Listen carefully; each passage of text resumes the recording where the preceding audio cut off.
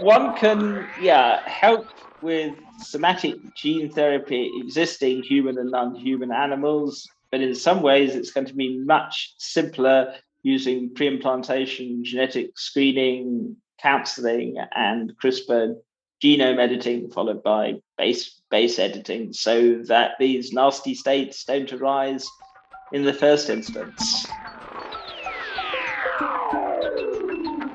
The elimination of all suffering. Is it a goal that we should pursue? Is it a goal that we are pursuing? What are the possible fallout reactions to pursuing said goal? What's the point in suffering? Can suffering animals coexist with non-suffering animals on the planet? Are humans undergoing a speciation event of transhumanist versus natural? This is getting pretty far out, folks, and that's what we're talking about today with David Pearce. I think you're really going to like this one. The scientific revolution starts now. Podcast. Let us see in the dark.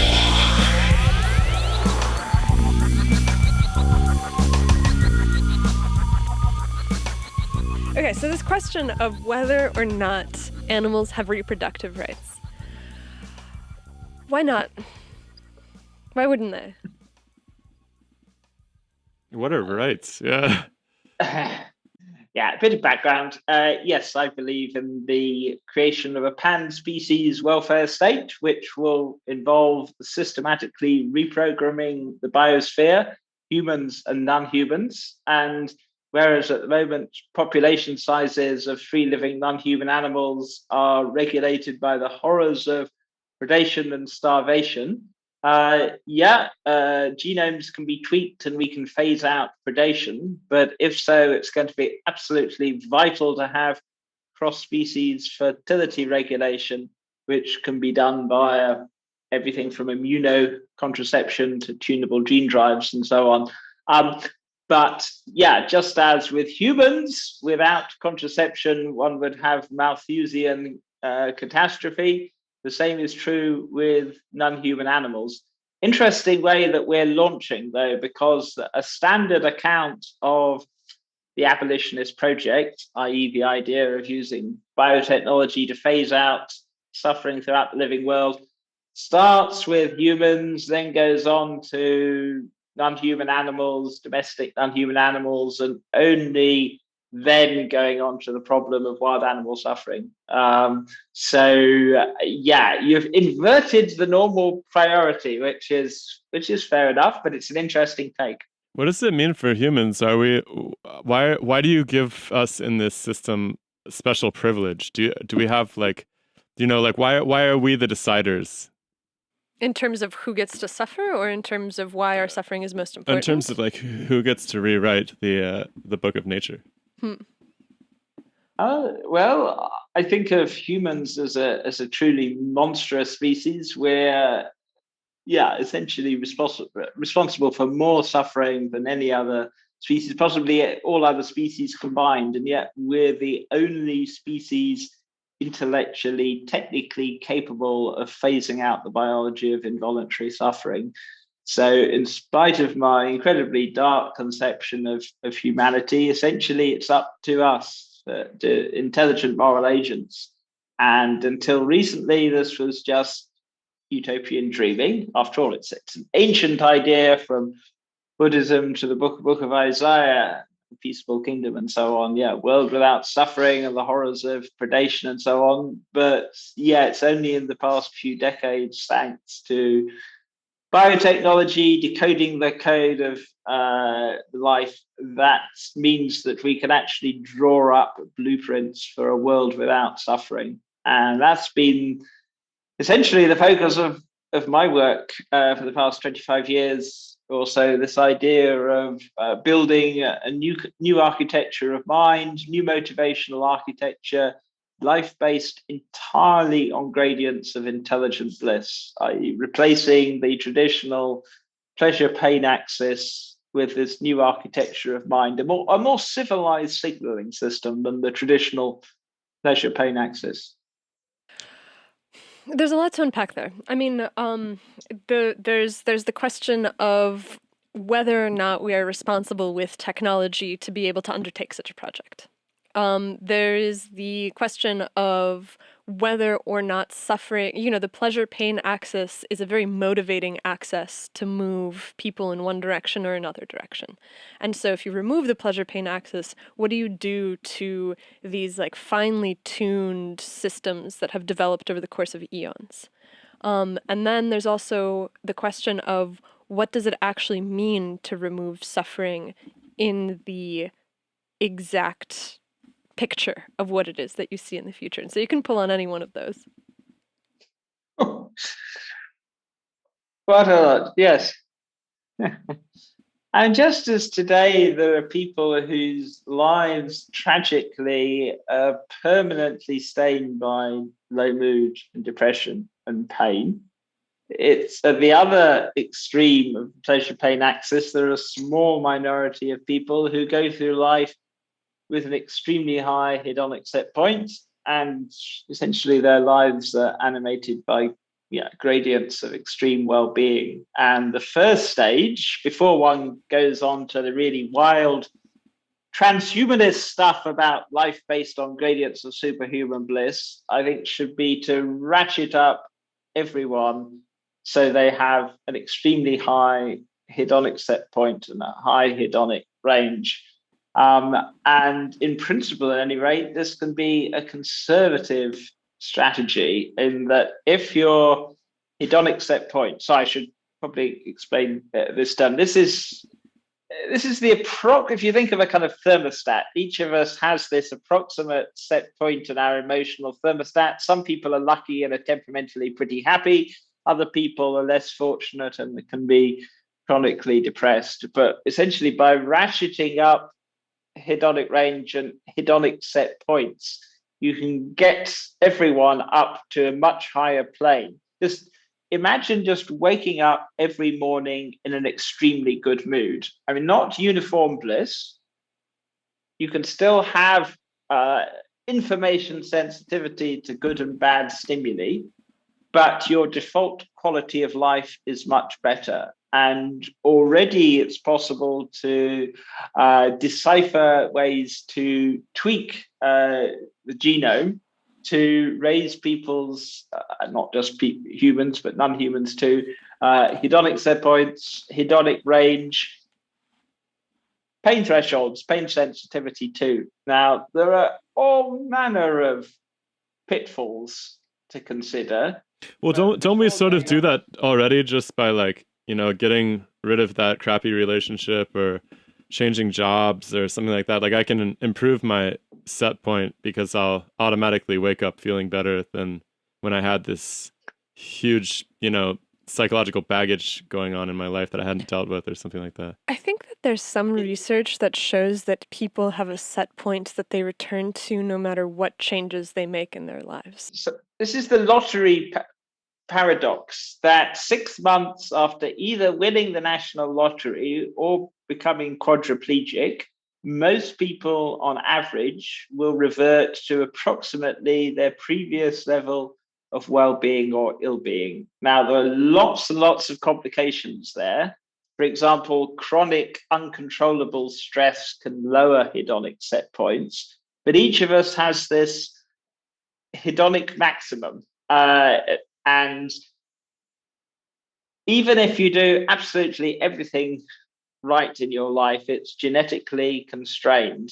And so any approach to the problem of suffering, to fix the problem of suffering, is going to need to tackle not just the environment and all the countless political, socio-economic ways things can be improved, but also the biological genetic roots of suffering. Because this is not to say that I can sound like a crude genetic determinist. This is not to say that the environment is irrelevant. Of course, it's not. Dysfunctional relationships, dysfunctional jobs, and so forth.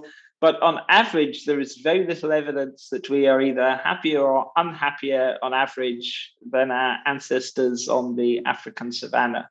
I can see that. Even people with locked-in syndrome who are completely paralyzed or perhaps can only communicate via blinking, on average, they are not significantly happier or unhappier than the rest of the population, which is extraordinarily counterintuitive. Yeah, that actually is really counterintuitive. I'm very surprised by that. Does it mean to you that moving into this industrial city-based lifestyle hasn't really taken us out of the Darwinian hell? No, if you look at objective indices of psychological distress, ranging from suicide rates, divorce, mental illness, and so forth, yeah, there is precious little evidence that our subjective being is actually improving. But you don't think that that portends to the future necessarily? Well, this is what is, I mean, a lot of futurology consists of extrapolation, something like computer processing power. And yeah, when people are forecasting what the future is going to be like, they imagine, extrapolating current trends. But what I'm talking about, though it's speculative, is a radical discontinuity, i.e., that if we are prepared to intervene and recalibrate the hedonic treadmill, even a handful of small genetic tweaks could radically diminish the amount of suffering in the world and improve subjective well-being. And I think there is going to be a reproductive revolution. The question is how fast and how long it will take. The first designer babies, CRISPR so-called designer babies in China, 2018. Unfortunately, this was done in extremely unregulated, poorly controlled circumstances. It wasn't done really for the purposes of enhancing subjective well-being. The scientist in question was conducting an experiment, although the official story that he gave was that this was HIV protection. The gene modification that he introduced in these babies in animal models enhances intellectual performance. So he was really trying to create smart babies. But assuming that there is going to be a reproductive revolution, i.e., that prospective parents will have access to pre-implantation screening, counseling, and soon genome editing, what kinds of baby will they choose to create later this century and beyond? Just imagine, you're planning to have a kid. The real ethical issues about bringing new life and involuntary suffering into the world, we can touch on them, but let's just assume the standard natalist agenda. If you are given the chance to choose the approximate pain threshold, hedonic set point, and hedonic range of your future kid, what will you choose? I mean, you could just, the traditional genetic crapshoot, hope for the best, trust Mother Nature, or alternatively, you could load the genetic dice in your kid's favor, i.e. ensure that they have high hedonic set point to enjoy a high default quality of life, temperamentally optimistic, happy, healthy. The so-called volume knob for pain, the SCN9A gene. You can choose the approximate pain threshold and pain tolerance of your kids too. And these are illustrative. And starting off presumably with a few influencers, but then spreading to the wider population, I think increasingly prospective parents will choose to load the genetic dice, and there's going to be intense and intensifying selection pressure against some of our nastier alleles and allelic combinations. And first of all, probably some of our nastier, well-recognized genetic disorders are going to be edited out of the germline. But as well as the well-recognized disorders, something like depression, low mood, has a high genetic loading. And if we're serious about trying to fix the problem of suffering, we're going to need to tackle its biological genetic roots. And so there's something about pain, which is that if you have somebody that never experiences pain, they tend to live a very short and brutish life, because stories of children that are born completely insensitive is the fact that they hurt themselves tremendously and they get into bad situations, and they fall off of roofs, and it's kind of tragic, because it's a very, very important signal to be like, no, you shouldn't do that. I think that to evaluate that statement that you make about the parents choosing, we have to understand the value of pain. The value that's is true. there a value in pain of pain? That's true. And obviously, like, I'm of Soviet stock. I believe fundamentally that like suffering leads us to good things. Thank you, Mom and Dad.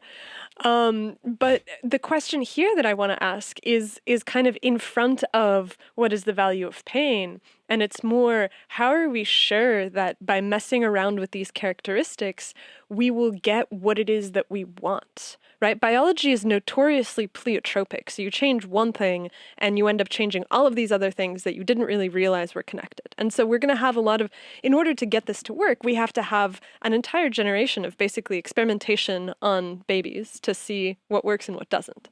So that process seems to me kind of pointed to, but never really totally explored, like what that looks like.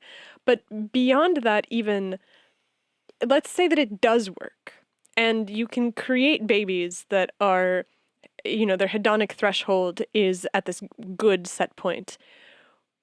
What does that mean for the things that they will then be interested in and the problems that they want to work on? And how does that change society? So you've removed suffering and it's changed society that way. But how does it change drive and motivation? How does it change priorities and values? A lot of questions. First, I just wanted, all children born today are unique, untested genetic experiments. So it's not a case of, reckless genetic experimentation versus responsible parenthood. It's, essentially everyone who has kids today, they are throwing the genetic dice. That's true, but we can point to nature and we can be like, it's nature's fault. It's not like a doctor. They're not totally rolling the dice either. Like we have dating and stuff, right? People are looking for good stock. I assume. Is that why you dated me? I mean, there is a selection going on, certainly. Yes. So. Yeah, there are no risk-free experiments. And as I said, personally, I'm a so-called soft antinatalist. I'm not convinced it is ethically justifiable to bring more involuntary suffering into the world. But the future belongs to life lovers, indeed fanatical life lovers. So hard antinatalism is a dead end. So it's a given that we're going to go on with these genetic experiments. And so one is weighing risk reward ratios, and before getting rid of all suffering, what we want to do is clearly get rid of its worst forms. Now, people born, as you rightly say, with congenital insensitivity to pain, for the most part, they need to lead cotton wool existences. However, there are also people who have extremely high pain thresholds, who say such things as, pain is just a useful signaling mechanism. So they retain sensitivity to noxious stimuli, but pain isn't as ghastly as it is for the average person. I mean, the opposite extreme are people who are hypersensitive to pain, man on fire syndrome and stuff like that. The opposite of people who are blessed with a very high pain threshold. But before talking about getting rid of all physical pain altogether, let's ensure that everyone has a high pain threshold. So it's, the problem of pain is manageable. I mean, it can still be sort of annoying, and even people with high pain thresholds, they don't want to experience pain, but they respond adaptively to noxious stimuli. Beyond that, and this is looking to the more kind of transhuman future, we could, in theory, offload everything to smart prostheses, or rely on information-sensitive gradients of bliss, or some combination of them. But the priority first is getting rid of the nastier forms of suffering. What do you make of people's arguments that pain has its place? Like, pain can help us perceive pleasure better, or pain could bring us together in order to cooperate better as a species, or pain helps us be more present in reality also, right? Like you're going to be completely awake and aware when you're in pain. Or what do you make of these arguments? I mean, well, you're certainly very much awake when you're in pain, but pain and suffering, typically they tend to embitter, they tend to drain life of meaning and significance. If you look at people with depression, in many cases, just this absence of meaning or significance or purpose that in cases of severe depression turn into kind of nihilism and suicidal despair. Whereas at the other end of the scale, the happiest people, their lives are suffused with meaning and significance. The happiest people tend to be most motivated, most responsive to a broader range of stimuli. But they might feel a ton of pain still, right? Those happy people, they could still have a lot of pain in their lives. Like I really like, for instance, a lot of like types of physical suffering I really enjoy, whatever that means. But like I really like walking barefoot, like on difficult long hikes, you know, that has this like, it does hurt, but it also has this ability, like once I complete it, to give me this sense of strength, like throughout the rest of the day that I didn't have before that. It's like something very I mean, I can extend that even outward from just walking barefoot, but carrying a lot of weight over a long distance. There's something extraordinary about this act of triumph over the pain, and this ability to within yourself to find, because you talk about this idea of helping people overcome the lack of willpower. Right, where there's something about a process that doesn't have a lot of dopamine that is hard to motivate yourself towards, right? Because it's deferred satisfaction. You suffer now in order to have this kind of rebound of endorphins and positive chemicals. And intensely, painful experience can release intensely rewarding endogenous opioids. So you get mixed states, whereas there is absolutely no one who derives meaning from despair or just unbearable agony. I mean, one of the worst things about depression is frequently the sense of hopelessness and meaninglessness, which is very different from the kind of significant pain that is derived, let's say, from vigorous aerobic exercise. But when people triumph over their depression, isn't that sometimes some of the most significant events in their lives? Like people make whole careers off of, I was living in a basement and eating Fritos 24 hours a day, and now I'm a Navy SEAL or something like that. I just see this kind of story all the time of people rising above these huge, like they changed their fundamental metaphysical worldview. It reshapes them as a person to overcome these depressions. Each year, something like 850,000 people worldwide take their own lives. Hundreds of millions of people are clinically depressed. Hundreds of millions more are subclinically depressed. I mean, one of the most vicious features of depression is absence of motivation. So yes, it's wonderful that some people at least are capable of overcoming suffering, but how much better it would be if instead we enjoyed life based entirely on information sensitive gradients of bliss, which is a bit of a mouthful, but the information sensitivity is critical because that's the way to preserve social responsibility, intellectual development, critical insight.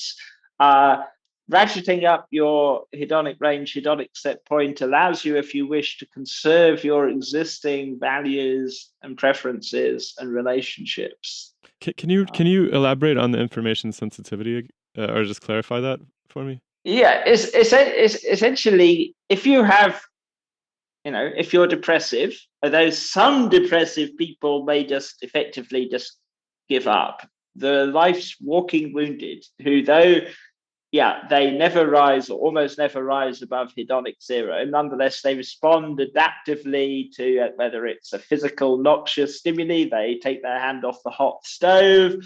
They avoid various forms of, kind of responses in social situations. They are still behaving in an intelligent, socially responsible way. Some of their days are worse than others, some are better than others, and they're responding intelligently. At the other extreme, there are people who, if this is very crude, but imagine if today's hedonic range is -10 to 0 to +10, the people whose typical hedonic range stretches from +5 to +10, they have their bad hair days, and the days that are +6 to +5. I've got one transhumanist colleague, Anders Sandberg, who'll say, I do have a ridiculously high hedonic set point. He was prompted to say this, but nonetheless, he does. Essentially, he's extremely high functioning, productive, socially responsible, but his default hedonic set point and hedonic range is so much richer than the many of the population. And so wouldn't it be good if everyone's default quality of life was much richer, that one didn't need to have these horrific tales of suffering, of pointless suffering? And for every person who manages to overcome their depression, there are countless people who just essentially invisible. They just suffer in silence. They go through life. Why should they have to do that? Well, First of all, I don't think that they should, right? Like, I think that's an obvious point to and be like, there should be ways to help people if they cannot change their circumstances enough and they don't have the will to be able to get there, to be able to lower that barrier of activation, right? Like, I think that we live in a technological society that is the function of medicine is to be able to help people who cannot help themselves. Well, not all medicines are pharmacological. Not all medicines are pharmacological. Or not all treatments or therapies, if you want to say something like that. Wait, isn't everything a therapy if it's medicine? Yeah, but it doesn't have to be a chemical, right? To be a therapy, right? That's true. But hold on, 1 second. I want to get to somewhere. I think that you're right with that, though, which is you want to help people, and there are two approaches to helping people. One is pharmacological or technological, which is that you, on a biological level, are tweaking them in order to change how they react to the circumstances. The other is that you change the circumstances.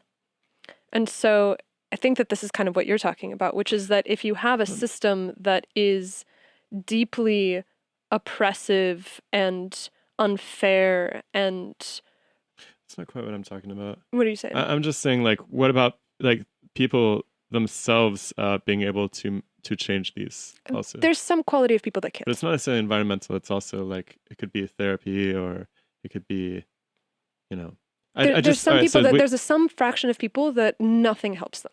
Like, literally nothing. You can do nothing. Nothing has helped them. They tried diets, they tried pills, they tried therapy, they tried changing their circumstances. Literally just nothing. There's nothing that modern medicine... I think that's the definition of clinical depression, actually. Yes. It's like your life is going well, but you still feel like crap. And, like, modern medicine has no idea what to do with that, right? There's no But tools. This is different than eliminating pain or for everybody, or moving the bar up for everybody or something, right? Well, I think... helping pathological cases, everybody agrees pretty much, like, people who are pathologically sick should be helped. But the question is whether all of us are pathologically sick to begin with. I think that what this is talking about is basically making it so that no one is pathologically sick, because you can look at some sequence in the genome and be like, this person is predisposed to have this pathological mood. And so we will tweak them before they become, a grown person, in order to ensure that they never go down into those depths where nothing can help them. Do you think that that's an accurate representation? One can, help with somatic gene therapy existing human and non-human animals, but in some ways it's going to be much simpler using pre-implantation, genetic screening, counseling, and CRISPR genome editing followed by base editing, so that these nasty states don't arise in the first instance. And the first thing I think to do is to have an ethical debate as to whether we want to do this, what our long-term goals should be, because imagine if this is decades ahead, maybe even next century, that essentially you can choose the hedonic range of any new being. It can be, if schematically, conventionally, -10 to 0 to +10, or it could be +5 to +15, or it could be a transhumanist +30 to 50, or a post-human +90 to a +100. Inconceivably rich default levels of well-being, but at the same time, information sensitivity. We're not talking about being indiscriminately blissed out. What hedonic range would you choose for your children? What ethically do you think we should aim for the biosphere as a whole, with our increasingly godlike powers over reward circuitry, hedonic range? Should we conserve traditional Darwinian life, which it's unimaginable suffering, or should we aim for a more civilized signaling system? By range, we also are including the idea of baseline too, right? Because you can imagine having a large range but a higher baseline, and that might be favorable. Whereas if you take out the range, if you squash the range, then it's kind of this meaningless signal of like everything's all the same all the time. Like I think about, I do like a lot of music and audio work, and I think about a compressor, which basically limits the volume of the conversation, but you can really quickly squash the life out of a music piece by over compressing it. It seems the same thing you could do to emotions, is you basically just squeeze the range until it's nothing, and then you don't have any sense of up and down. What do you think of that?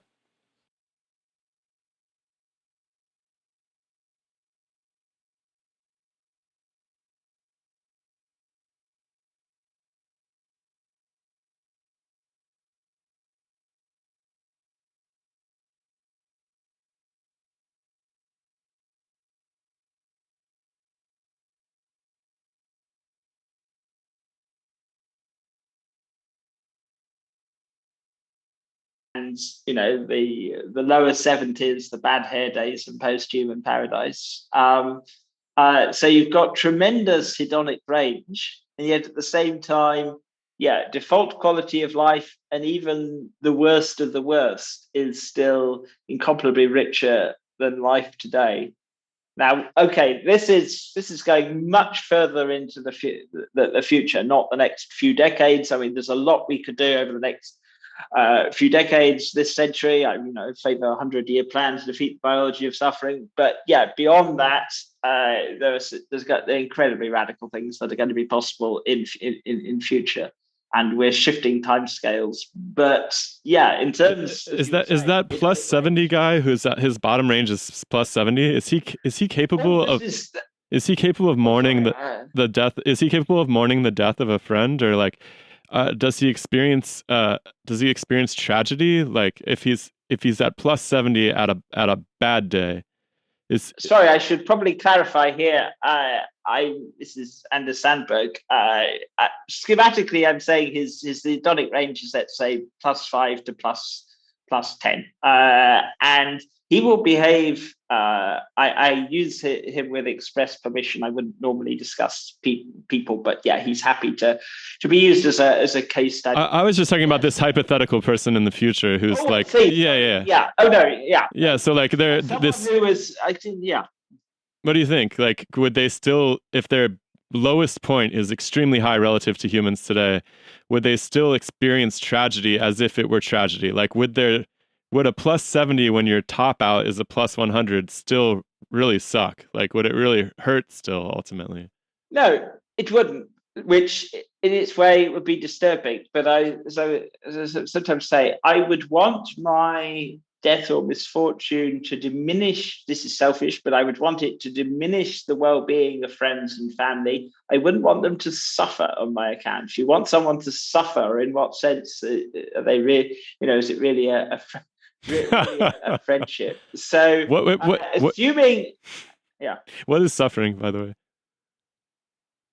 How's it different from pain?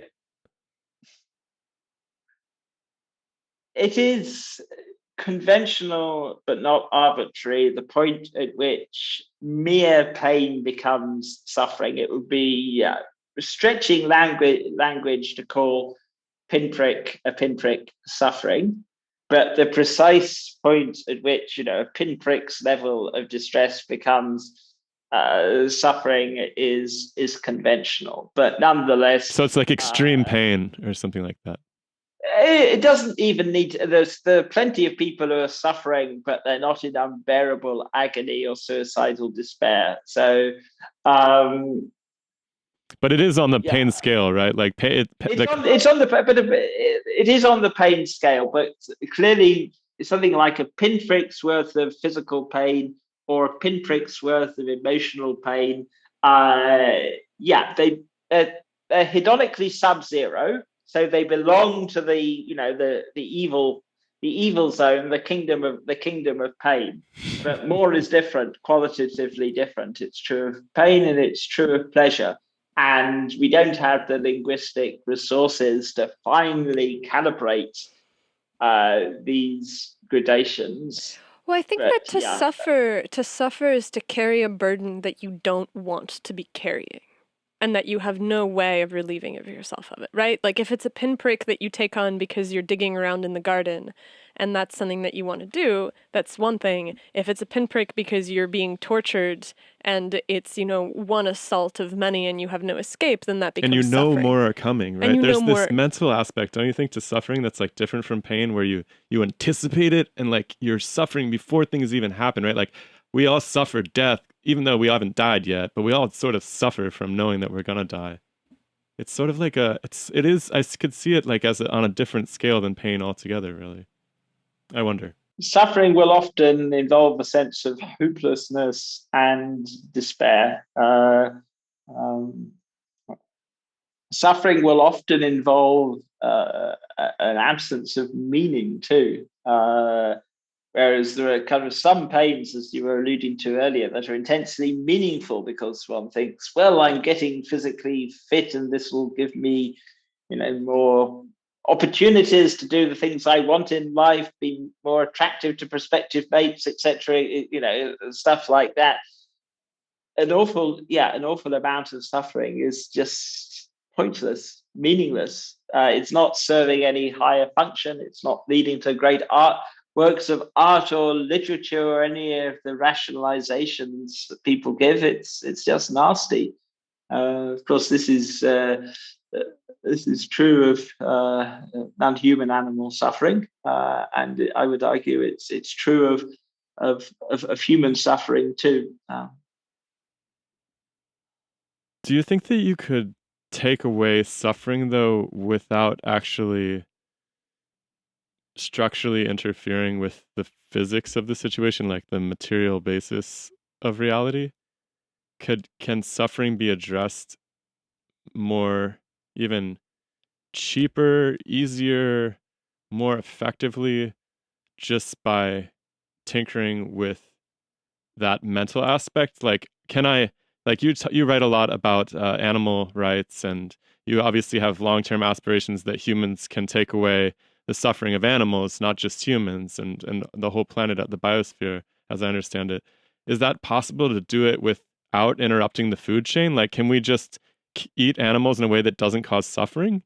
I think, although there have been proposals to diminish the pain of factory farm slaughtered animals by genetically tweaking them, the most realistic way that we're going to get rid of animal agriculture combines moral advocacy, and I would strenuously urge any of your listeners who aren't yet vegan to go vegan, involves combining moral advocacy with technical fixes. And more realistic than genetic tweaking is cultured meat and animal products, which, though cultured meat and cultured animal products could be genetically tweaked in terms of gaining widespread acceptance, I think it's going to be important to stress that they can be natural And over the next few decades, we're going to witness the development and commercialization of cultured meat and animal products. And once most people have made the transition, effectively factory farms and slaughterhouses are going to be shut and outlawed. And I think this is the way to go.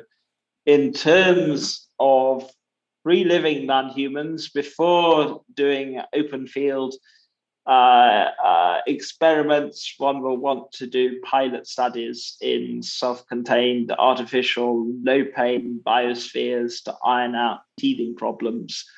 But these are technical problems with technical fixes. If we are agreed that this is the way to go, I mean, how much suffering do we want to exist in the living world? It's certainly going to be an adjustable parameter. I guess my question is like a graphic equalizer, but yeah. If I'm an animal and somebody eats me, I don't think that necessarily causes me suffering. Well, it depends on how they eat you. It could cause me suffering. Yeah.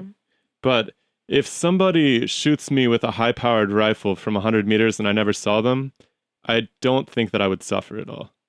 I think that this is specifically talking about like slaughterhouses and factory of course, farming. This is great, but I'm not certain that the solution is entirely lab-grown meat if, like, for the whole planet, right? Like, and I think that part of my reason of being reluctant of thinking that lab-grown meat is the solution is because I think that it forces people to centralize their dependency upon industry, right? So if you live in the country and you hunt, and the biosphere is healthy, and obviously, like, not everybody's going to hunt, right?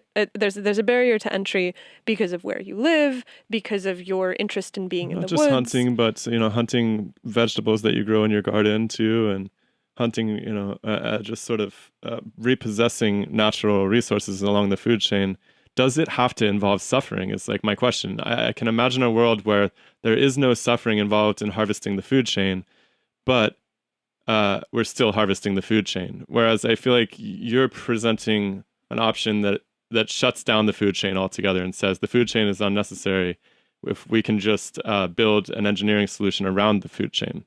Yeah, like would animals still be eating each other?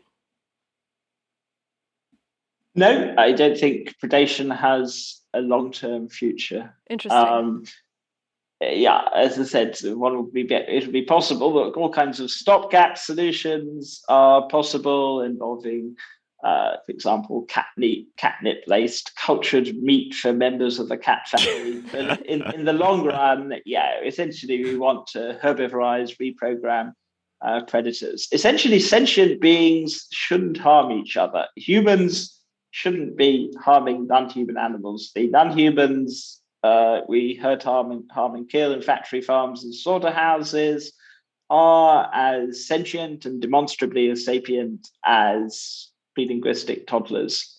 And yeah, anyone who harms a toddler, including a toddler with a progressive disorder who won't live to see his or her third birthday, we regard as, someone who harms toddlers we regard as a monster who should be locked up for life. And yet it's acceptable to hurt, harm, and kill sentient beings who are equivalent to toddlers by eating meat. And it's essentially, we need not just a technical revolution, but a moral revolution. And the moral revolution in practice, sadly, to be cynical about it, is likely to accompany and in part succeed this dietary transition to cultured meat and animal products. We just shouldn't. I mean, it's a pretty basic principle. Sentient beings should help each other rather than harm each other. Do we eat vegetables in that future still? Vegetables don't have a nervous system, so they aren't capable of sustaining phenomenally bound sentience. So we don't need to worry about the moral status of carrots. I don't, I have heard that argument many times, and I'm suspicious of it. Because this is the same argument that was used to say that fish don't have pain, or toddlers don't have pain, or whatever. Yeah, they used to do surgery on toddlers until very recently. Babies, newborns. Oh, babies, sorry. Newborns. I misspoke. So there's definitely a tendency in the sciences to basically put a line in the sand and be like, before this line, there is no pain. After this line, there is pain. Awareness. And awareness and sentience and consciousness. And I think about the way that we treat plants, and I'm not saying this to be provocative or to be a contrarian. I genuinely do think about this. Like I look at, well, like if you got like we're taking, well, this is my first year actually having a garden that I really care about, like, and I really do sense some degree of awareness by the plants. Like they know whether I'm giving them what they need. They have sort of ways of communicating those needs. They seem to interact with one another. Gardeners know that you can only plant certain plants next to each other because they have these zones of influence that are going to negatively affect the other plants. There's mycorrhizal networks, there's bacterial networks. I have a perspective on the human that the human isn't a being. The human is a holobiont, which is basically just a massive walking biofilm that is the production of millennia of multicellular organisms summing together to be me. And so I understand that plants, when we look at them on the human scale, we're just kind of like, well, they're plants, it's fine. But I have this feeling that we're missing something vital because of our preferences for things that have soft, squishy, furry faces. Like I can even look at a spider up close in a microscope and be like, this spider, I mean, we have huge spiders. We talked about earwigs before. We have these wolf spiders where you can literally see their faces. Like wolf spiders are particularly interesting because they have two big eyes on them, so they actually kind of look like smiling humans when you look at them under the microscope. Which you can say that you're anthropomorphizing it, but is there like some self-similarity at the root of this? Like humans animals are more valuable to us because they look a lot like us. Like they look we can look at them and see, oh, it's sort of like a person. Like if you're the type of person that kicks dogs, well, you're probably not that far off from the type of person that kicks humans just because there is something so self-similar about them, right? And we don't have a mechanism of looking at the forest and being like, this forest is a being. Like if you chop a tree down, you're not just chopping a tree down, you are literally assaulting a body. Or if you look at a field of tomatoes that have been genetically engineered and it's this huge monoculture and they're kept under these conditions where they're sprayed with pesticides and they look healthy, but what is actually going on a deeper level? Have we fooled ourselves? Is it? I take seriously conscious fundamentalism. Consciousness could be fundamental to the world, but even if you believe the equations of physics, the mathematical formalism of quantum field theory, describes fields of sentience rather than insentience.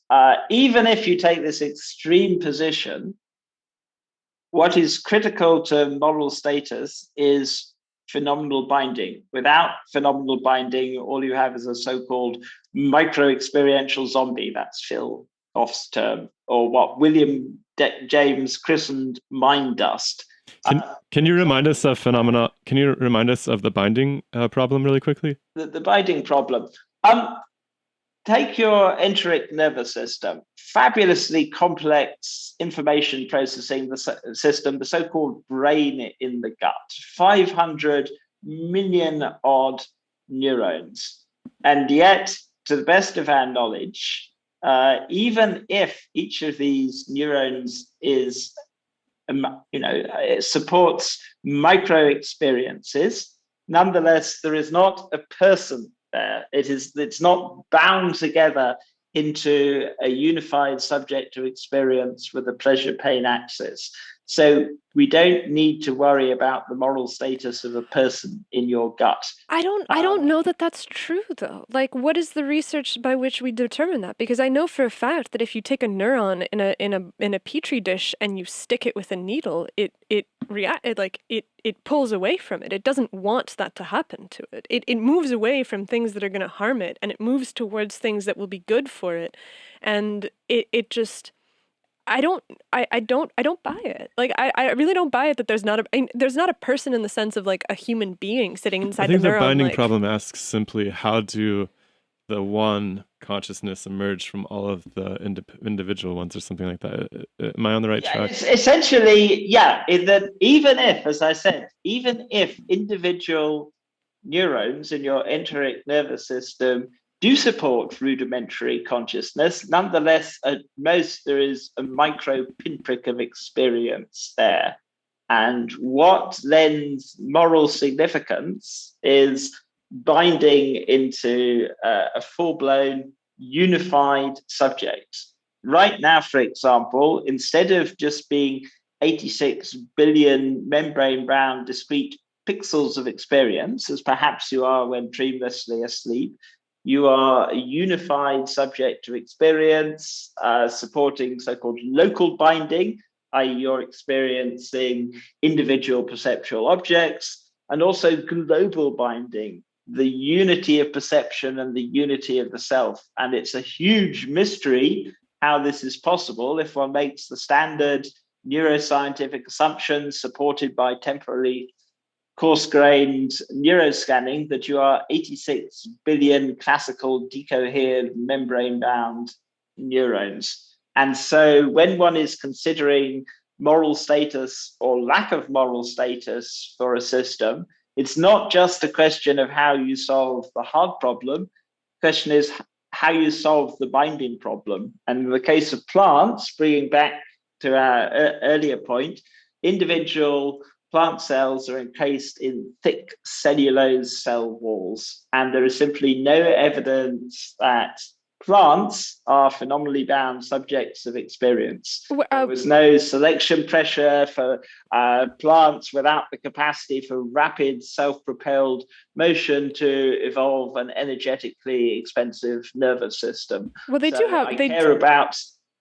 Sorry, yeah. We just have to define nervous system. Well, hold on. I have to stop you when you describe plants as being this like individually boxed cells, because there are visualizations now where they basically can put a chemiluminescent signaling molecule into the plants, and you can nick the leaf of the plant on one side, and you can see this wave of signal propagation travel through the entire plant. Like the cells are not in any way, shape, or form separate.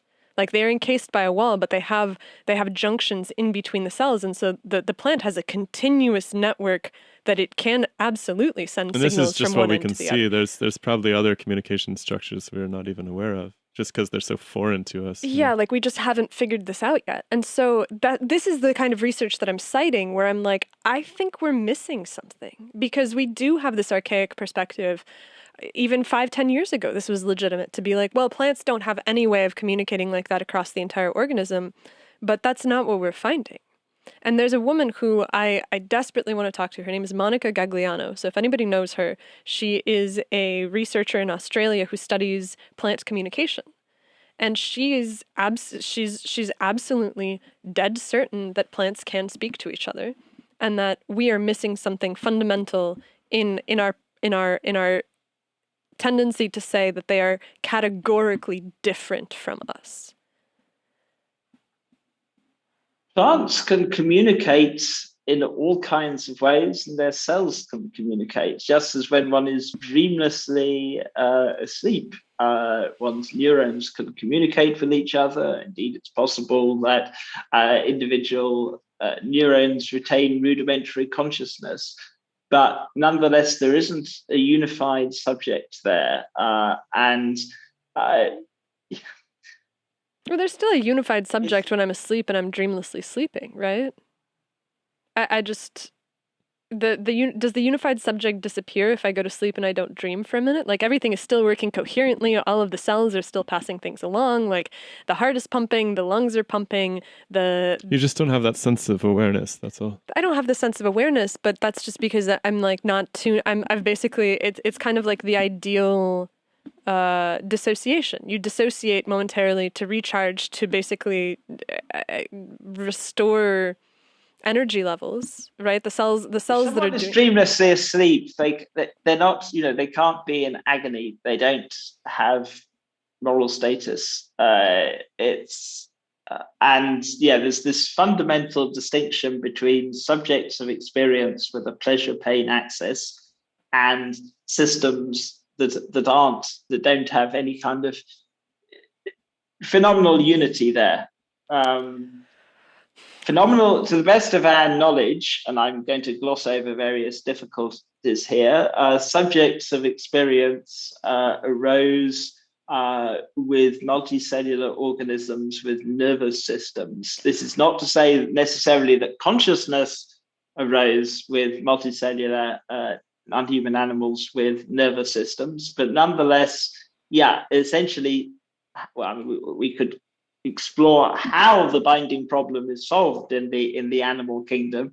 But yeah, to the best of our knowledge, yeah, a worm, for example, has a dopamine and an opioid system and responds in the way we do, humans do, to noxious stimuli. It's extremely strongly conserved. And yeah, one can see the adaptive role of phenomenally bound experience.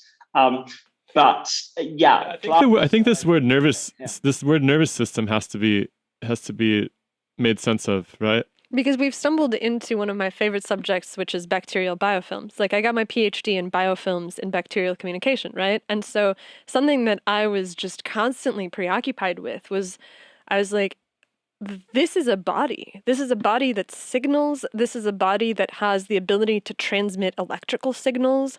This is a body that behaves as one. It makes decisions where there are cells that are sacrificed for the sake of scaffolding. There are large-scale body behaviors that are happening inside of a biofilm that science has literally pointed to and been like, that's not happening. That's a unicellular organism that is living together momentarily as a multicellular organism, but is fundamentally still single-celled.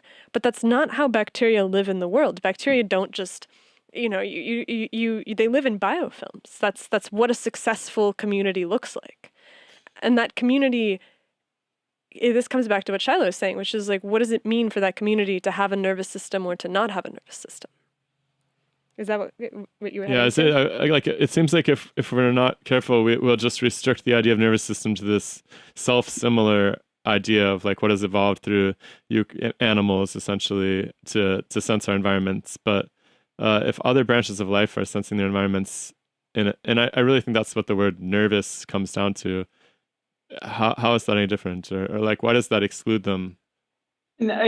Obviously, we are communicating with each other, but the three of us aren't forming part of a hive mind.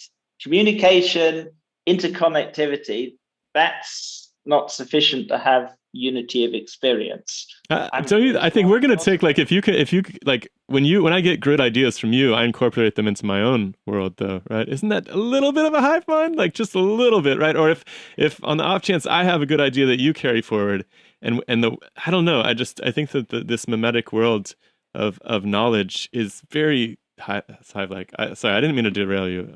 It just occurred to me. It depends how strict one wants to be with the use of language. There is one philosopher, Eric Schwitzgiebel, who argues in a well-known paper, if materialism is true, the United States is probably conscious. But I would argue that even if 330 million skull-bound American minds agree to participate in an experiment to implement any computation you like, fast reciprocal electromagnetic signaling doing duty for chemical and electrical synapses, nonetheless, on pain of spooky strong emergence, the system is still 330 million skull-bound American minds. It's so interesting you mentioned that, because we just had a dude on the show who tried to make a mathematical proof of just that exact thing. And he defends it quite staunchly, that, the addition of two experiences is actually more than the sum of its parts, because new connections are made and so forth. Because if there wasn't something that was national identity, right? There's something that it is to be British. Where does that come from, if not from the hive mind of all Britons? I would say it's poetic license speaking of a hive mind in that context. And this is unique to our knowledge, there are conjoined sisters, the Hogan sisters, used to be called Siamese twins or conjoined twins who share a thalamic bridge, one body and two heads. And though they are distinct personalities, nonetheless, in virtue of their shared thalamic bridge, in some sense, they can feel each other's feelings and think each other's thoughts and see through each other's eyes. But to the best of our knowledge, that is unique, and that comes closest to a hive mind. And maybe, in future, this is sci-fi, we could construct reversible thalamic bridges and do a kind of Vulcan mind meld. But until then, however similar you are to other people and however much you can exchange ideas, nonetheless, you're not participating in a unified subjective experience. And anyone who does propose, for example, that the United States really is a continental or could become a continental subjective experience, they need to do the derivation. I mean, compare the old doctrine of vitalism. Vitalism was discredited because we now know it's possible to derive the properties of living organisms, molecular biology to chemistry to physics. And this is true of any phenomenon at all. Insofar as we believe in physicalism and the unity of science, one wants to derive so-called high-level phenomena from low-level phenomena. Weak emergence is fine, and life, we now believe, is weakly emergent. There's no vital life force. Why do scientists, philosophically minded scientists, philosophers hate strong emergence? Because it's akin to magic. As soon as one allows strong emergence, the ontological floodgates are open. You can have anything at all because it's by definition unlawful.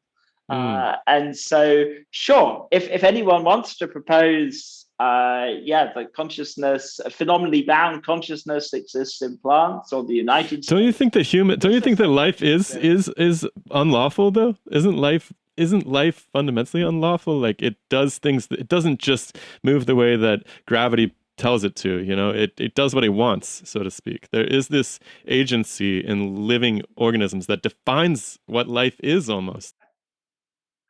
Well, this is what the vitalists maintains. But first of all, there's kind of Darwin, the synthesis of urea, the triumph of the modern synthesis in biology is to show essentially that biological macromolecules, their properties can be derived from quantum chemistry and ultimately physics. And if it weren't for the mysteries of consciousness and binding, one could, give a complete description of the world without using the word life or living at all, purely in terms of physics. Now, of course, it would be horrendously complicated and one wouldn't do it. But these are ultimately just levels of description. Ultimately, ontologically, there is really just physics. It is life. From like a nominalistic standpoint, there's just materials doing stuff, right? We could like agree on that. But then like what animates them and possesses them to do that? That's a whole different series of relationships, And it's just interesting because like I came from a biophysics background, and there's always this tension between this problem can be solved by physics and no, it can't. This problem is fundamentally behavioral. And behavior is such a bizarre concept to drag into a science that's rooted in material interactions, or as physics, used to be. There's a huge, the elephant in the room here is consciousness. The hard problem of consciousness, just as important, I would argue, as the binding problem. But in the case of life, I would argue that it can, in principle, be explained by non-equilibrium thermodynamics. And sure, there's a fair bit of hand-waving here, and part of the hand-waving reflects my ignorance, but it also reflects even the ignorance of science. But in principle, one can understand how the derivation is done. However, in the case of consciousness, and in the case of binding, no one, if one assumes conventional materialist premises, knows how to do the derivation. There's this what Levine called the explanatory gap, and how we actually solve the hard problem and solve the binding problem, are deep mysteries. And I think that this is what Hoffman is working on, right? His theory is the theory of conscious agents, which are able to sum into progressively more and more complex conscious agents. And the ultimate manifestation of that is the fact that all conscious agents sum into a single enormous universe spanning conscious agent. And so at the end of the day, you basically have that everything is conscious and we interact with things at a different level of complexity, but fundamentally it's just made up of these smaller agents that can combine together to create an experience. Which, I mean, if you think about it in terms of the endo-symbiote hypothesis, right? You have two conscious agents, one which is a bacterial cell, one which is an animal cell, and they come together and they form a new conscious agent, which happens to be I guess it's the precursor to an animal cell, right? Because they come together and they form the animal cell, right? Like your mitochondria are not animal in history, your mitochondria are bacterial in history, or archaeal, if you really want to get specific about it. And so do you buy that theory, first of all? Donald Hoffman is an anti-realist, whereas I defend realism, physicalism, and much more speculatively idealism. Now that sounds like word salads, so I better unpack them. Realism in the sense that I think there is a mind-independent reality, that the Big Bang happened 13.8 billion years ago approximately. There was a world before the development of life. That's the realism. The physicalism, as far as I know, as far as I can tell, the world is exhaustively described by the equations of physics, quantum field wait, before you, relativity. sorry, can I ask you about the realism? I didn't totally understand the realism thing, because those all sounded like super unreal things to me. What do you mean they're real? Like the evidence that these are evidentiary things, or what is realism? That there is an objective reality or something? Yes, I see. as far as I can tell, that the Big Bang happened 13.8 billion years ago. That 5 billion years ago, the Earth didn't exist. That they aren't. But these are just theoretical assumptions, right? I mean, you're chasing down the specifics, but the idea is the fact that there was an Earth, that there is a material, that it is progressing through time evolutionarily, and there was a birth to it, there will be a death to it.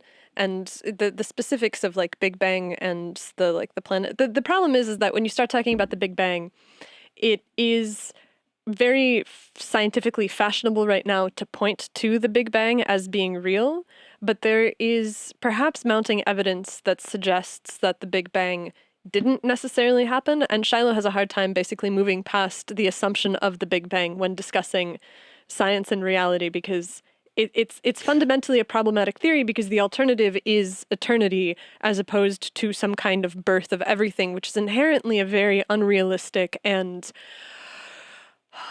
immaterial claim. I didn't mean to pick on the Big Bang or bring that up and kick it around or anything necessarily. I just thought it was interesting that your definitions of realism were based on theories, essentially, for these distant past events, that as opposed to being like based on, detectable things, or based on things we can all agree on, or something like that. Like this apple tastes a certain way. Your existence, from my perspective, is theoretical. It goes beyond the empirical evidence. Yes, within my world simulation, I can see your avatars within my world simulation. But nonetheless, even though your existence is theoretical, I make this conjecture that there is a mind-independent world with trillions upon trillions of other sentient beings, and large parts of that world do not support phenomenally bound subjects of experience. This goes beyond the empirical evidence, but it's, I think, a good hypothesis, and I am a realist about this world. So realism, that's one point. Once again, there are anti-realist accounts for everything from quantum mechanics to Donald Hoffman's ideas. But yeah, I'm a realist. The physicalism, what does one mean by physicalism? This is the idea that nothing is missing from the mathematical equations of our best story of the world, or could be argued to be our best theory of world, modern physics, quantum field theory, culminating in the standard model and general relativity. There are complications here, one wants to ultimately go beyond the standard model. But yeah, essentially, realism and physicalism explain the successes of science and our technological civilization. However, one wants to explain consciousness and binding, because consciousness, phenomenally bound consciousness, is all I have ever known. And yeah, how does one reconcile consciousness, phenomenally bound consciousness, with what we think we know about reality from physics and the rest of science? Can I just ask one more clarifying question about realism? If you were a realist in, say, the 1300s in Europe, would you have been certain? Would real have been that the Earth was at the center of the solar system? Would that have been real? One can be wrong about, one can be a realist about a particular category of things and be mistaken about them. One can be a realist about phlogiston or vital force or something like that.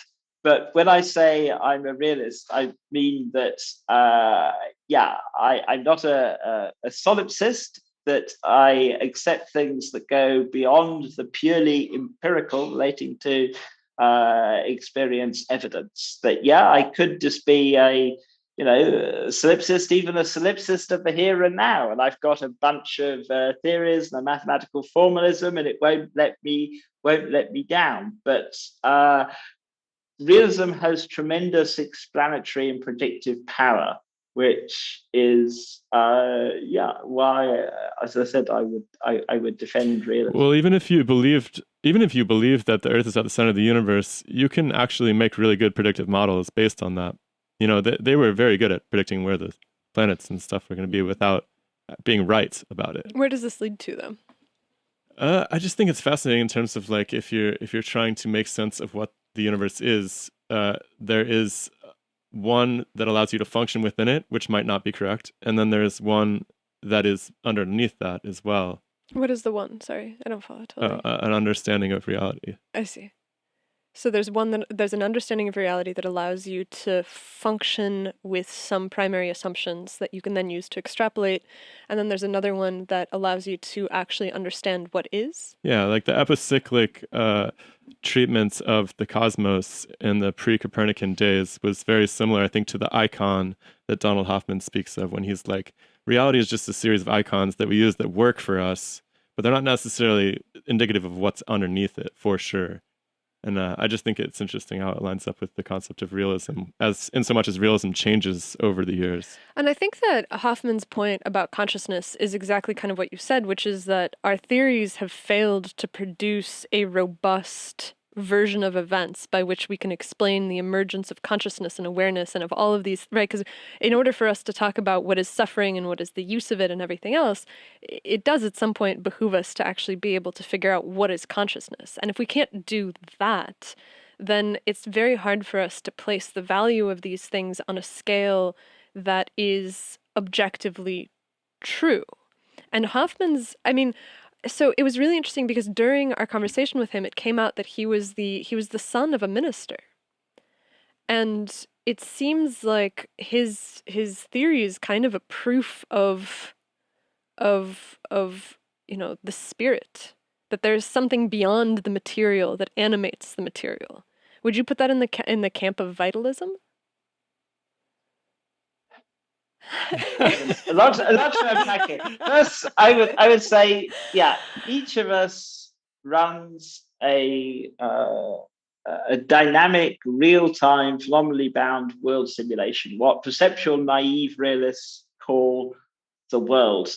And I think Donald Hoffman would agree there. The question is, what does one know over and above the context of one's world simulation?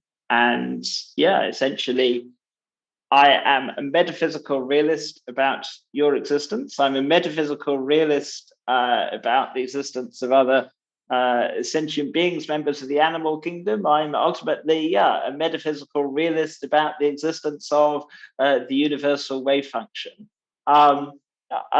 Once again, this is going beyond the purely empirical evidence. This is speculative. I could just be a skeptic. I could just be a solipsist. But what one does want to do is explain why our technological civilization is as successful as it is in terms of, essentially technology works, and we're having this conversation. And one reason for doing this is that I think the equations of physics, and ultimately all the special sciences reduced to physics, capture real structural relational properties of the world. But what physics doesn't do is tell us the intrinsic nature of the physical, the fire in the equations. And here I am, I would call myself a non-materialist physicalist. I said I'm not dogmatic about it. I'm well aware that this could be completely mistaken. But if you are a non-materialist physicalist, you simply transpose the entire mathematical apparatus of modern science onto an idealist ontology. Even if we're able to do that mathematics, even if we're able to describe that fire, does that take the magic away? Does that actually explain anything, just because we can parameterize it and say, okay, well, here is the formula which describes what's happening in this fire? 4 things we need to do. We need to solve the hard problem. We need to solve the binding problem, explain why you're not just 86 billion membrane-bound pixels of experience.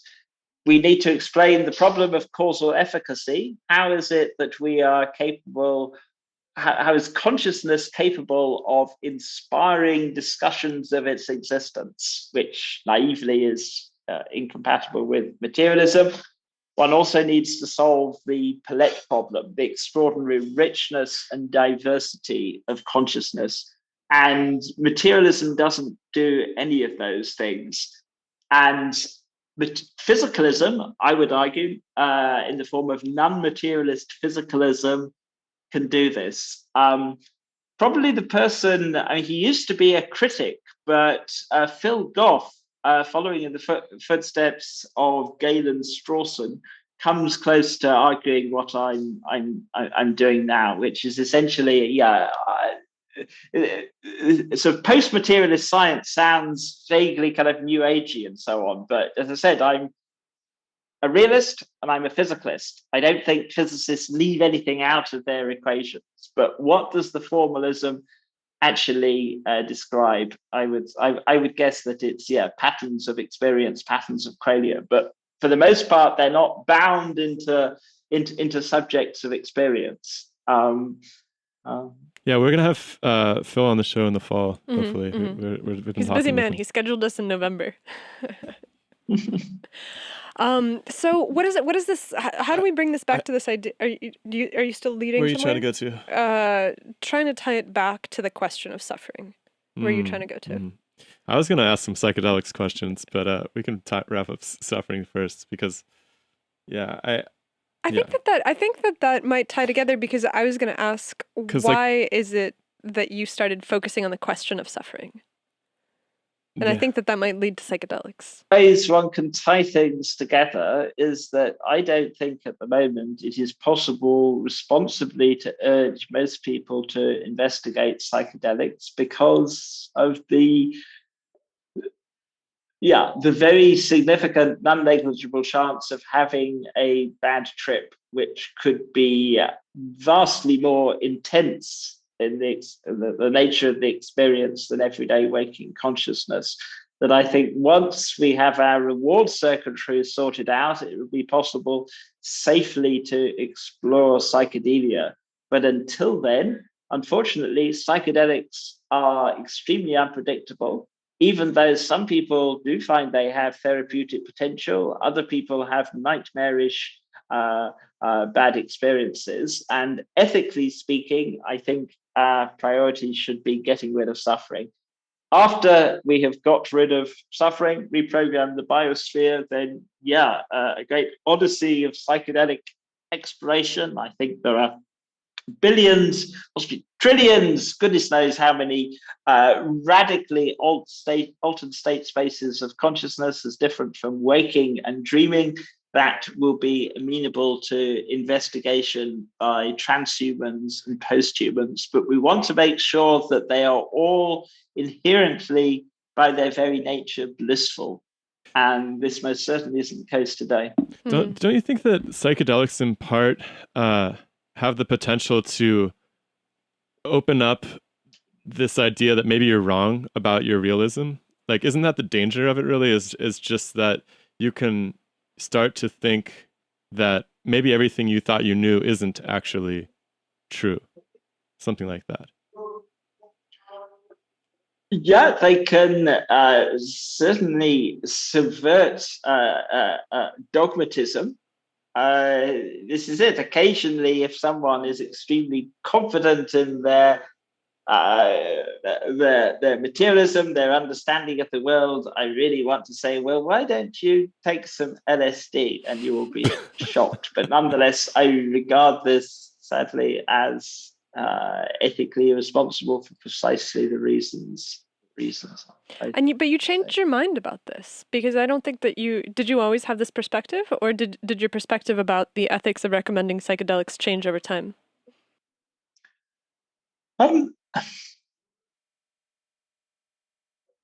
When I was, or rather, my ancestral namesake was originally extremely committed to truth at whatever the cost. And I used to be very scornful of academics and arid scholasticism. But if one is a believer in suffering-focused ethics, then one will temper one's enthusiasm for the empirical method. It's a long time since I have personally explored psychedelia, and with the exception perhaps of the very happiest hypothymic people, I'm extremely cautious about recommending their use, because, as I said, they're unpredictable. I mean, this is, no one in advance can know what they're letting themselves in for with a psychedelic. Yeah, like even if it's true, it could be devastating, right? Like if you're in the pre-Copernican world and you suddenly realize that everybody around you is confused about the place of the Earth in the solar system, I mean, that could be a mentally devastating situation. But I think that that's a particularly cohesive bad trip. Like, I think that I was going to ask specifically, like, did you have a bad experience that somehow changed your perspective on psychedelics and of that kind of empirical psychonautic research? Or was it just a sum of experiences and anecdotes that you had heard from people? I mean, my ancestral namesake, never enjoyed psychedelia, but I was so committed to truth that in some sense I felt, yes, I wanted to actually understand the nature of thought and reality. But the example I sometimes give is of, imagine a tribe of congenitally blind rationalists.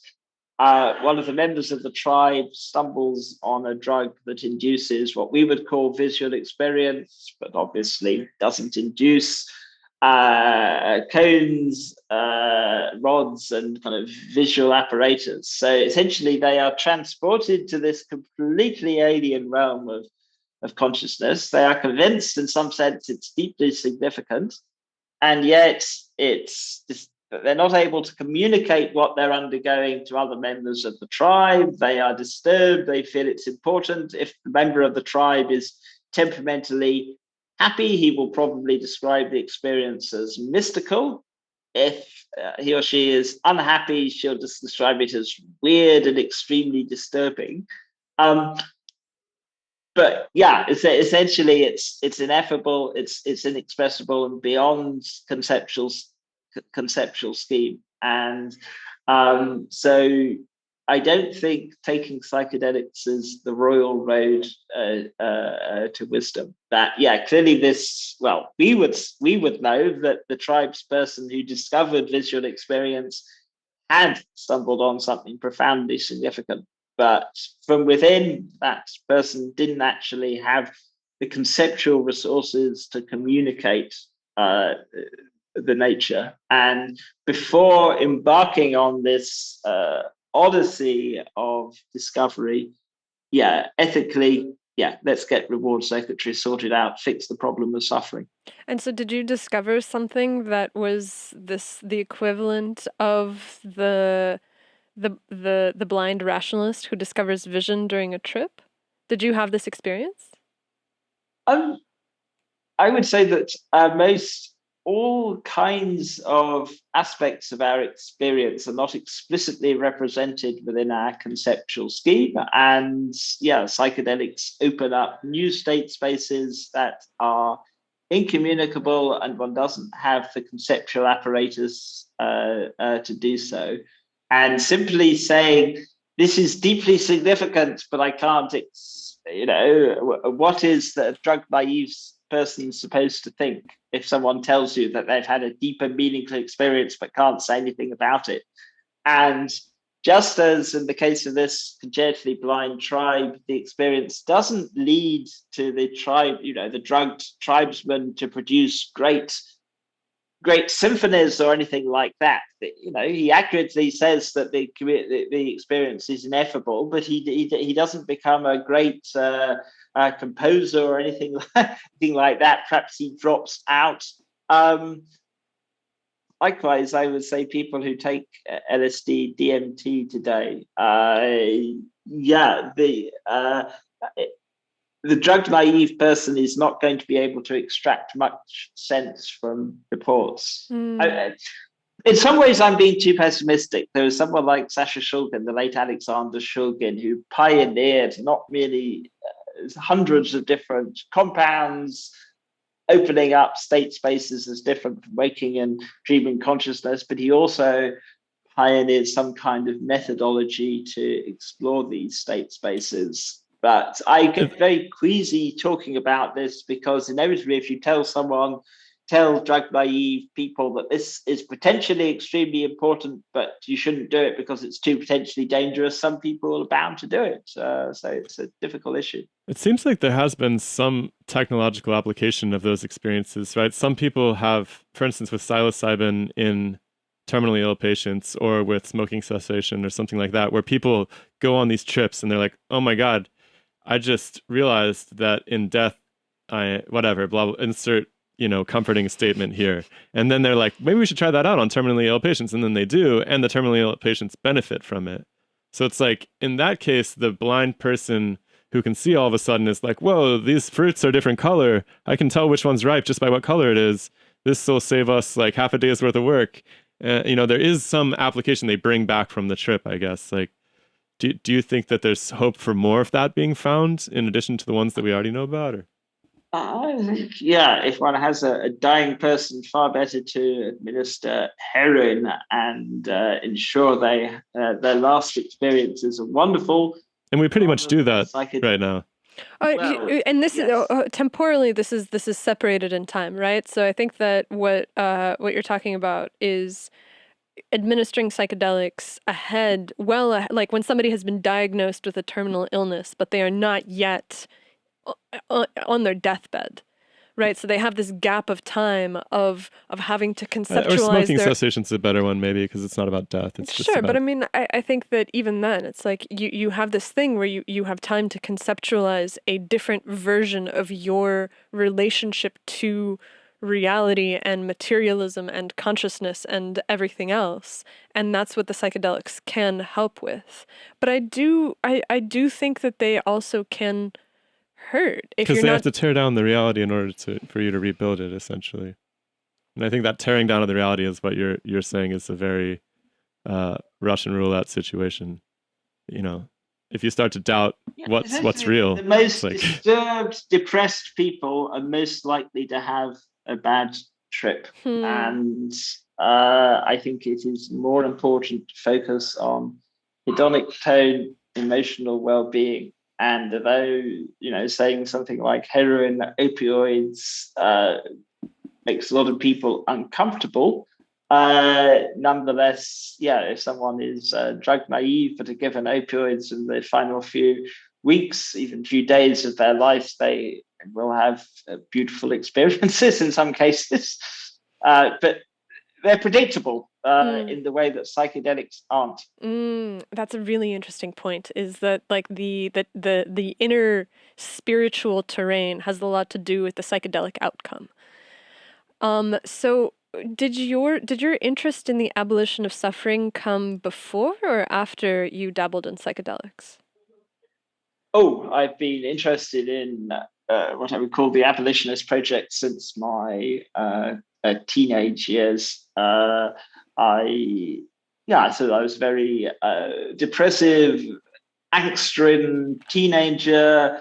I stumbled across some pop science book, the idea of wireheading, that's intracranial self-stimulation, and how it showed no tolerance. And I was disappointed that no one else really seemed to find this appealing. Only depressive people tend to find the idea of wireheading remotely attractive. And To to clarify, is the implantation of electrodes that can stimulate the positive feeling producing areas of the brain, basically. Yes, I could go on a long mini disquisition there. They used to be called the pleasure centers. In fact, they're probably better called the desire centers, the mesolimbic dopamine system. But in terms of my intellectual, ethical development, yeah, the realization that life without any suffering was technically possible, then the realization that to be saleable, one needed to preserve information sensitivity, and therefore thinking how it was going to be possible to use designer drugs, but in the long run, genome reform to upgrade our reward circuitry, recalibrate the hedonic treadmill, and develop life based on gradients of bliss. So, yeah, the abolitionist project, as I conceived it, the blueprint ahead, I'd conceived it at a fairly early age. I used to assume my ideas were unpublishable. Then this newfangled invention came along, the World Wide Web, and back in 1995, I wrote this online manifesto, The Hedonistic Imperative, essentially outlining the core ideas. I wouldn't write anything in the same style now. It was originally written, I started off writing for analytic philosophers. Halfway through, I realized, hey, it's possible to write for anyone at all in the world. But yeah, for the past 20, 25 years, I've run this sort of network of websites promoting the abolitionist project, Paradise Engineering. Clearly, there are affinities with transhumanism, effective altruism, set up the World Transhumanist Association, now rebranded Humanity Plus with Nick Bostrom. Clearly, there are links to with the effective altruist movement, links to with the animal rights movement. But though I'm interested in many other themes too, ethically, that's always been my, I say always, my ancestral namesake, aged 13 or 14, was preoccupied by the problem of suffering, and that's still my ethical core. Why do you say ancestral namesake? You're talking about your past person? Yeah, I mean, like, a whole conceptual scheme is built around the notion of enduring metaphysical egos, which ultimately, as far as I can tell, don't exist. It's a rather fancy term, and ancestral namesake. I don't know another way to put it. That clearly my namesake, aged 13, wrestling with the problem of suffering. It's not me now. Different physical constituents, different part of space-time, Hilbert space, or whatnot. But yeah, if one doesn't assume an enduring metaphysical ego, life becomes impossible, society, relationships, the economy would collapse, and yet at the same time, it's untenable. The abolition of suffering, a Buddhist idea fundamentally? Yes, may all that of life be delivered from suffering, said Gautama Buddha. Or one rendering too, I teach one thing and one thing after, only, suffering and the end of suffering. Obviously, Buddha didn't have access to modern biotechnology or IT, and sadly, the Noble Eightfold Path isn't going to recalibrate the hedonic treadmill or dismantle the horrors of the food chain. But Gautama Buddha seems to have been a pragmatist. If it works, do it. So if he were to be reborn today, walk the earth, I don't doubt for a minute he would support the abolitionist project as conceived by scientifically literate people. I don't think he'd reproach us for not following the Eightfold Path. I have kind of a different line of questioning here, which is about feasibility and about technical implementation, because I have this vision of a world where the escape from suffering comes from a pretty advanced technological machine, right? Genome editing, maybe even artificial wombs, like this very technological process by which we live our lives. And we were talking earlier about the driving of all animals towards herbivory, and so it just seems like a hugely complex system to keep going. And it kind of immediately puts me in a position where I'm like, well, that makes us dependent upon a super functional technological civilization. Is there any pitfall to that? There are all kinds of pitfalls, but Okay. yeah, today, where does one start? But yeah, today, our lifestyles are dependent on so many ways and technology, but we're not going to run out of computer power, computer resources. Computing AI is going to get more sophisticated. In that sense, I'm technological determinist, biotechnological determinist. Yeah. And what does that mean? Essentially, it means that I think things are going to happen and the technology will drive this forward. That something like, kind of anti-aging research, that once the technology to defeat the biology of aging exists, and all people's rationalizations of aging, mortality, wisdom, and all the rest of it will be swept aside, and essentially humans will become quasi-immortal transhumans and posthumans. And likewise, when it comes to the pleasure-pain axis, I think once we have fully mastered biology, control over the biology and genetics of hedonic tone, hedonic range, hedonic set points, that, as a species, we are going to choose to ratchet up hedonic range and hedonic set points. And in that sense, I feel I'm banging the drum for something that I think will eventually happen anyway. But if I didn't think it would happen, it would be demotivating and demoralizing. I can It's see so that. strange though that all of our technology hasn't made us happier. I can't get over that fact. It's so bizarre to me. But if you could change your genetic set point, perhaps the technology would make you happier. But then would I even need all this technology if my set point was changed? Can I just go back to living like in the ocean or wherever we came from? Yeah, that is so. Just go live in the field or like go walk into the forest naked and just because be an animal. There's this huge part of the idea that we're going to change our genes and we're going to fundamentally depend on, artificial intelligence that is embodied inside of robots that are able to basically do stuff for us, means that you don't have to have a workforce. There is this, it's hard for me to imagine that Are we just engineering our own extinction? Not necessarily. I think that might be a risk. I do think that might be a risk, but I also think that we're engineering we're moving in the direction of like a pretty significant population downsizing if this sort of technology comes into use, no? Like, isn't this going to eventually lead to a significant decrease in population? Because if you don't need workers, and let's say like giving birth is something that is technologically done. Why do you need anything if you're happy all the time? That's what I'm trying to understand. Why would I do anything? Why wouldn't I just go sit down in the meadow? If we defeat the biology of aging, then there are probably going to need to be restrictions on procreative freedom, because otherwise there would be a population explosion.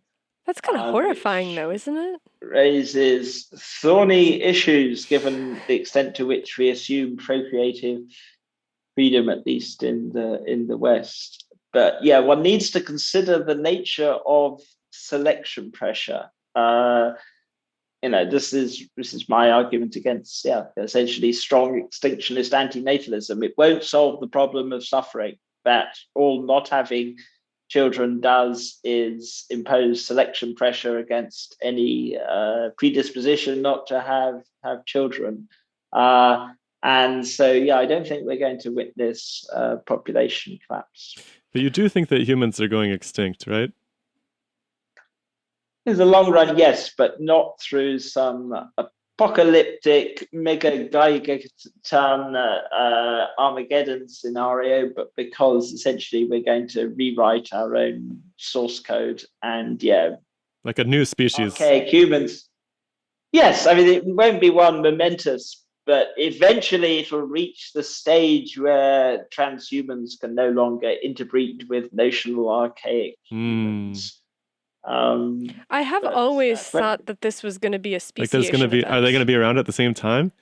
Are there going to be people who hold out, what can we learn from the Neanderthal Cro-Magnon axis is what you're asking? Yeah, you always hear about the Neanderthals interacting with the humans and stuff. And yeah, definitely. And it does seem like it's going to be a speciation event, because there's going to be some people who are like, over my dead body, am I going to do this?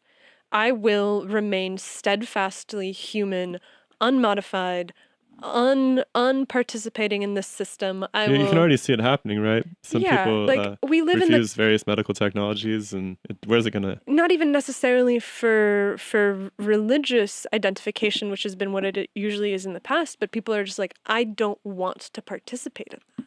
And so we live out in the country, but spent many years in the San Francisco Bay Area, in New York City, and so I feel like I have this perspective that slices across the topography of desire in many ways, right? Because the things that the people who live in the San Francisco Bay Area desire are not the things that the people who live in the backwoods in Southern Oregon desire. And that, to me, that seems like there's a huge cleavage between the things that people want, and it does seem like this is going to drive, especially when you start to mess with genetics, it's going to drive a speciation event. And so hopefully not a predatory one. But that's the thing. Right? Like, would the transhumanists prey upon the naturalists or something?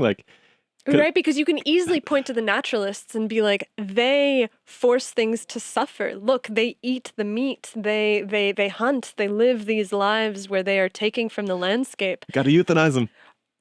Right? Like, where is that? Where does that? Because you can make the argument on the basis of decreasing suffering that getting rid of the naturalists would be the best thing that you could do. You can make an argument that getting rid of people in general from a real, hard, kind of really violent standpoint would be a humane thing to do, right? I think that's the antinatalist standpoint. Well, not just natalism, but existing old people. We've seen this, right? Stalin tried this out. The German guy, what's his name? You collect some group of people where you're like, these people increase the suffering in the world, so let's get rid of them. Like, how do you stop that from happening? Because you seem to be a determinist about this, and so you're like, it's gonna happen. And so I'm like, how do you see this not being dystopian in its inevitability? I know, on negative utilitarian grounds, I favour upholding in law the kind of the sanctity of life, that humans just can't be trusted, that a system where one does go around bumping people off rather than leading to less suffering will lead to more. So though it sounds paradoxical, it actually stems from my negative utilitarianism. I think it is really important to uphold the sanctity of human and non-human animal life in law. Mm. And so basically law would be the vehicle that would prevent this from collapsing into some kind of really dystopian condition. Yes, I mean, the nature of things going wrong changes in a world where there is no experience below hedonic zero. But yeah, things can still go wrong. But by preserving information sensitivity, one can do something about it. It's distinction between being blissful and being blissed out. That's the delineation between blissful and blissed out is then the connection to the real world, is the sort of the grappling with the material. It's this information sensitive gradients of well-being. It's a mouthful, but I think it's an important mouthful. I think I get it, where you're like, it's well-being, but it is not well-being that is flat. It is well-being that is still taking into account the things that are happening, and so you're responding to them. You're just not taking them in on a personal level and like spiraling downwards into the depths. I can see why it's necessary to have the mouthful. It's just that, in terms of making the world a better place, I'll give the example of something like football teams. There is simply no way to reconcile everyone's preference to have their team win the World Cup. So many of our values and preferences are logically irreconcilable, even for post-human superintelligence. Whereas what one can do is lift everyone's hedonic range and hedonic set points. And this doesn't adjudicate between these conflicting preferences, but it does guarantee that everyone or football supporters have a high quality of life. And what is true of football is true in countless other areas. I'm ducking all the kind of, or most of the hard political, economic, social choices, but, peace in the Middle East, you name it. It's focus on hedonic uplift. It's going to be really interesting how it plays out. I fear I won't survive to see the speciation event, but I really wonder how both can exist on the planet at once. Like how can the transhumanists coexist with the humans, I wonder. Especially because when you start to move in the direction of, well, this will be decided through law, the way that I see it is that... I mean, there's been plenty of unjust laws. I mean... slavery was legal. Sure. And, I mean... I don't have the bandwidth to even be able to really, to prognosticate of what it might be, yeah. Compare something like pain-free surgery. When it was, I'm going to have to shut something that says 20% remaining, excuse me, of my battery. Compare something like pain-free surgery. For about 15 years, when it was introduced, surgical anesthesia, it was controversial, but eventually it just swept the world. And now, at least best of my knowledge, are there any people who refuse general anesthesia before major surgery and said, oh, it's okay to use a muscle paralyzing agent, but they don't want a general anesthetic? Essentially, it's just taken for granted now. Some people in childbirth, I guess, do that. Yeah, I mean, I think that some people who favor natural childbirth. This is true. So there are complications. I can't get my dad to take a Tylenol when he has a headache, even, because he thinks it's incredible. He's like, I don't take drugs. It's like the suffering's meaningful. I'm like, Pop, we got to talk about what drugs are. But I don't know. I think that this is kind of a bottomless topic. This is our first shot across the bow, so to speak. Like, this is the first that we've dealt with effective altruism, with the decrease of suffering, with transhumanism.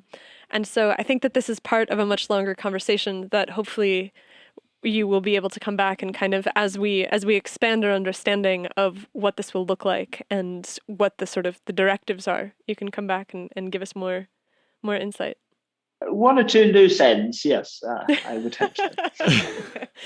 Yeah. Well, yeah. Thanks for illuminating some of these matters for us. It's been a wild ride. Michael, Anastasia, thank you very much for a very stimulating conversation. Thank you, David Pearce. Where can people find you, really quickly? My motherlode website with state-of-the-art web design 1996 is hedweb.com. That's hedweb.com, hedweb.com. So yes, and feel free to fire off any questions if you feel that there are points that we haven't adequately covered. Excellent. And you're also on Twitter? I'm on Twitter where I'm Webmaster Dave. I'm on Facebook as well as a personal page. There's the Hedonistic Imperative Facebook group. Yes, so social media too.